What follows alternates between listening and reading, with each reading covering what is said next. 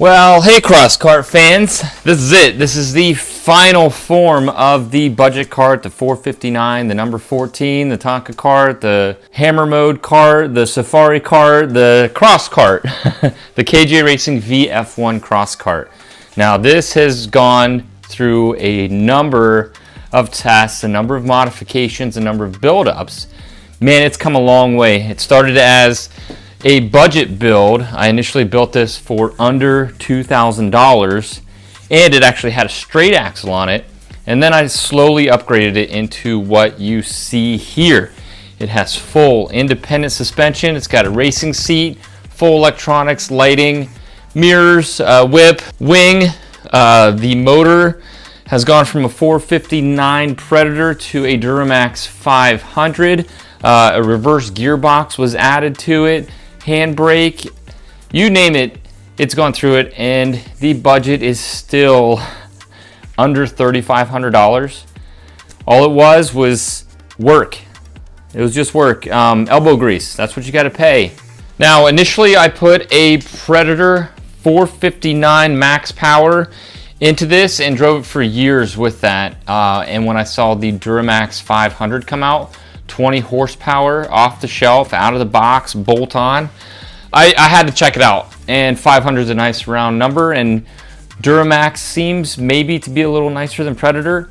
I know the carburetor's nicer, and I know that it has an extra coil in it, so it's got a little more charging, maybe 3 amps.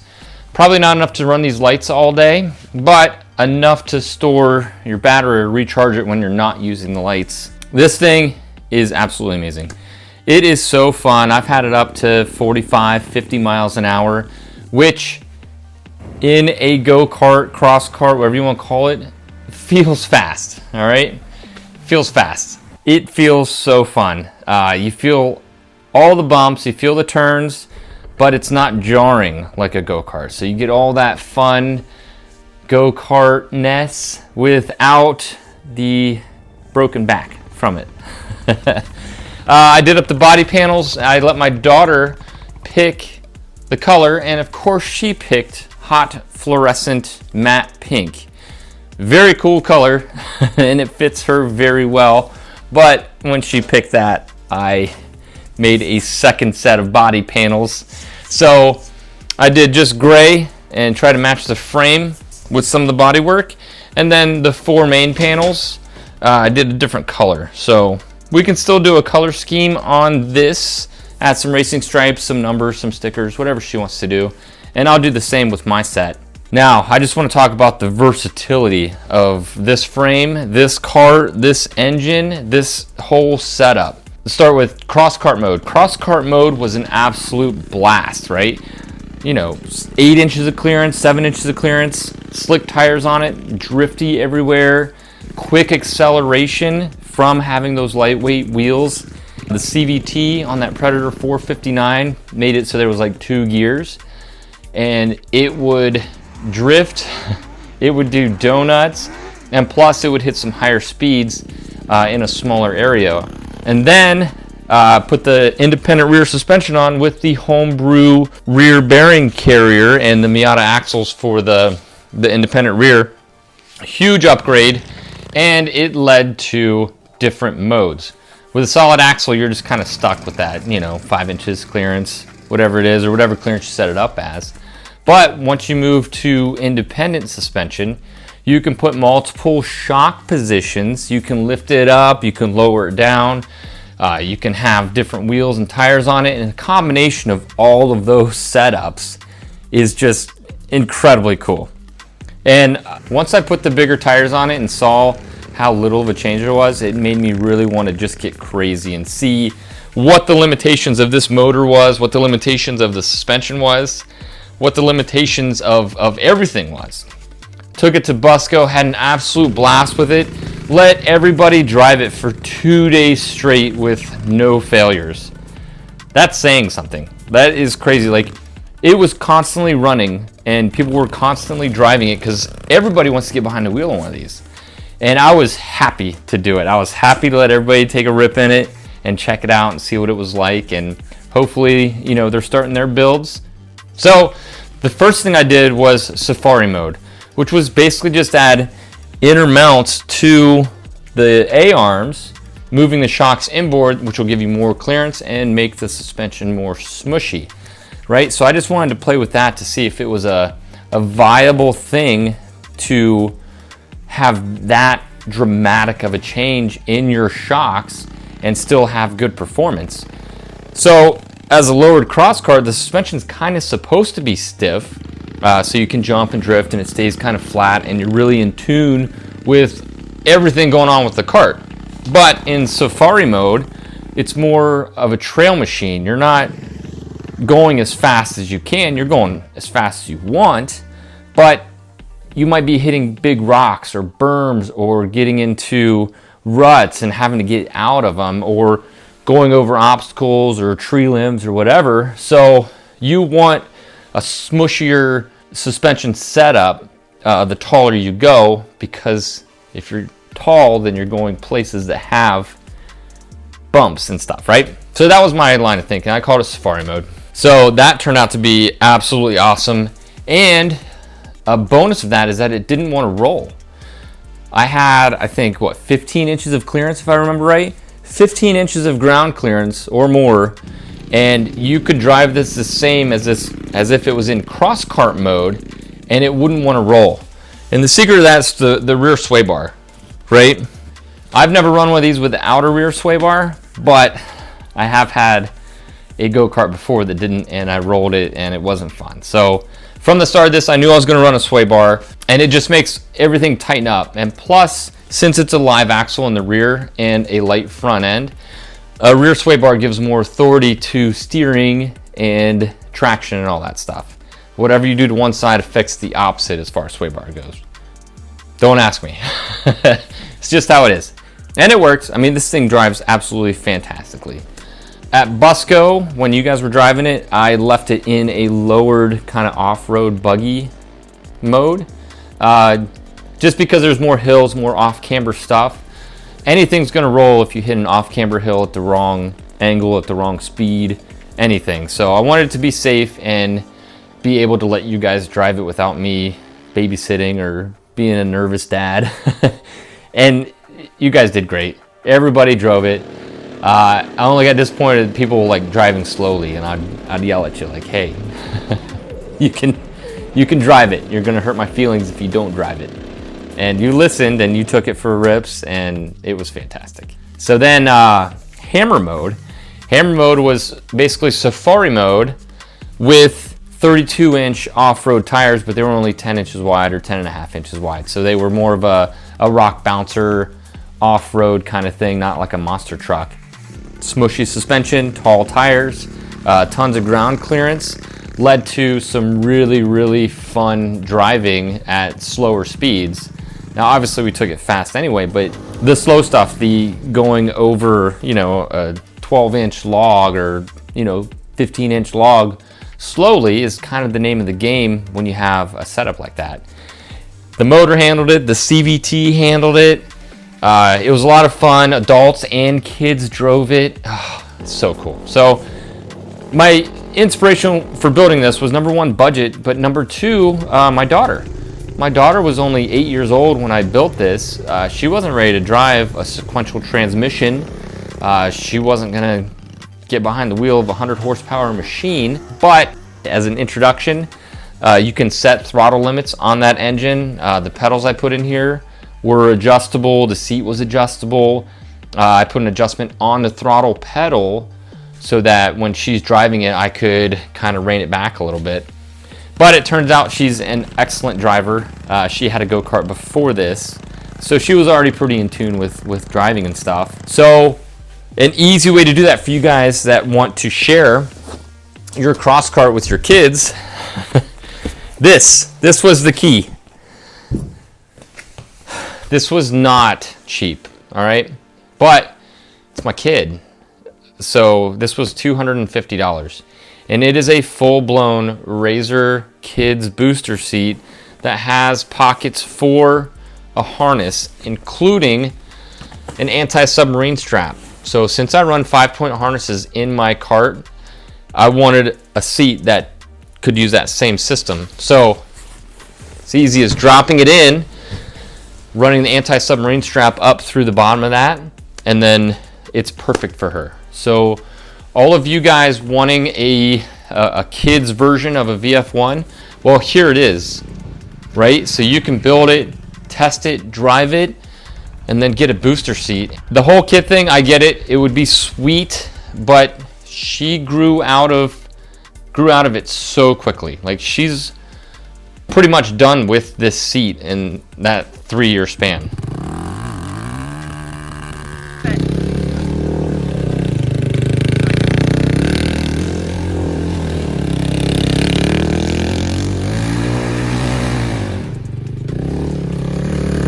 So the kid stuff's cool, and it would be nice to have kid-specific VF1s, but I think this is a better solution. How the suspension set up, the width, the length, it's just a safe machine all around with its dimensions, the thicker cage.